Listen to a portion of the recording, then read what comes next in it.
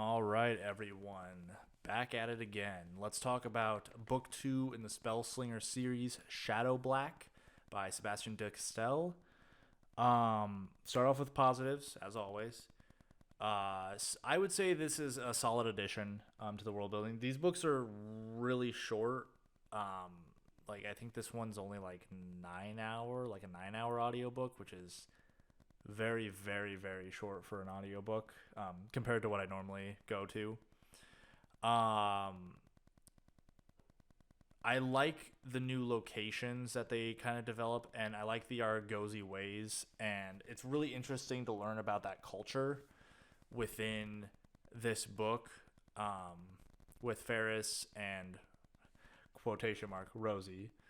Um, and it's interesting to see their different takes on kind of the same culture and how they were kind of taught by the same teacher and how they kind of took it in two different paths. I did really enjoy that.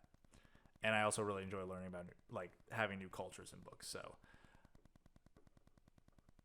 the few character deaths that are handled in this book are done well. Um, One thing I've found a lot of, especially, I mean, I read a ton of fantasy, so it's not surprising, but there's a lot of times where a writer will kill off a side character to try to give that emotional impact, and it just won't hit at all because they care about the character more than we, the reader, generally cares about the character. Um, but I think that in this specific book, they're done enough that when they do happen, I wouldn't say it's like necessarily a gut punch, but it does hit. It does hit with that emotional payoff. And I think it does a good job of setting the tone for this series because I don't think this is gonna be a nice happy series in the long term. Like I imagine that this world is gonna be kind of cruel and dark, and I'm ready for it. I'm really glad that there was okay. We'll hold off on that one for a little bit. There's a few things that Kellen learned uh, in this book that I'm glad he's progressing in skill. Overall, I would say it's not quite as much as I would have liked to see in a second book.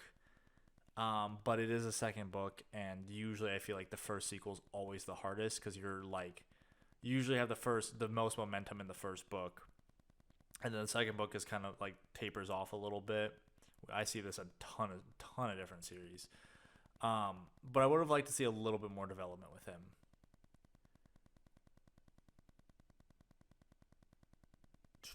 Just reading through my notes quick. So we're gonna go into a little bit of spoilers now, just a tad bit. Um, so if you don't want any spoilers, make sure to leave. There is one thing that I'm super glad about that Sebastian set up in this book, and it is the bigger villain of the series. I think that a lot of these series can occasionally and the ones that do well are the ones that set up this bigger bad person that's not necessarily involved all the time, or if they are involved, they're involved in the shadows, and we get the setup that the larger villain is in some way a part of Kellen's clan. We don't know who they are. We don't know what their goals are. We don't know what they're working for. I have some thoughts. I'm not going to go into them here, because I need a little bit more information before I start drawing conclusions on who it is, and it might be someone we don't even know yet. But I would bet it's someone we've already met. But I like that setup because it leads us back to the roots of the story, and it also gives Kellen and Farius an antagonist that's they're always kind of working against, and we can get closer and closer to throughout the books. So there can be a villain of the week type thing, and then a bigger, we're waiting on this. So I'm really excited about that.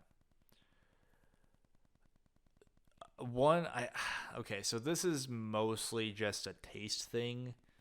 I don't like how limited Kellen's magic is right now. And I kind of talked about this a little bit. I didn't like how he developed in this. And I understand he's counterbanded and he only has the breath band unlocked and then his Shadowblack.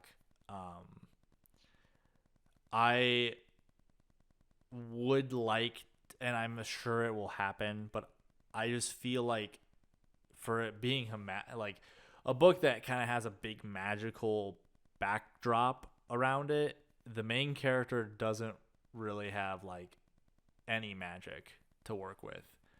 And I like how he's adapted his spell to basically take a simple spell and adapt it with a chemical mixture to make his own combination of things. That's really cool. I want to see more of that. I want to see more of his, like, these, not necessarily him just throwing out crazy powerful spells, but like him finding unique ways to work around his counterbanding. So overall, I would say this is a decent second book of a series. I do really like this series so far, and I am planning on going through all 6 books, and I think there's 6 out right now. And I will probably, if that might be the end of the series, I don't know. I will probably blow through those extremely fast because they're relatively short. I think the first book's a little bit better. This one's a little shorter, I think, but overall, still pretty good. I'm still really interested, still really motivated to finish this series. So that's going to be it for this one, guys. Make sure that if you do like the video, please like it below. And, if you want to discuss, we can always talk about it in the comments. I am more than happy to talk with you guys about this, especially, whether you agree or disagree with me. I always like a good conversation about books, and I try to respond to everyone that posts a comment. So that'll be it for this one, guys. I will see you next time.